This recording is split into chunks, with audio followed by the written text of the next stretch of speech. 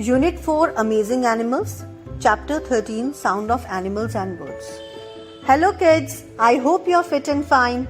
Today we are going to discuss about sound of animals and birds. The sound of animals and birds can represent a variety of things, including emotions, premonitions and communication.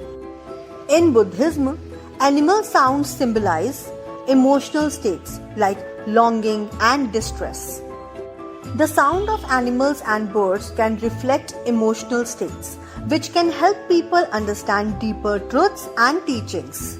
Now, look at each picture and match the sound to the correct animal or bird. Cow.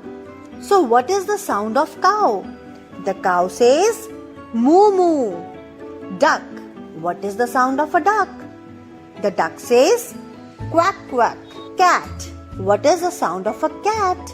The cat says meow meow. What is the sound of a donkey? Yes, the donkey says bray. What is the sound of a lion?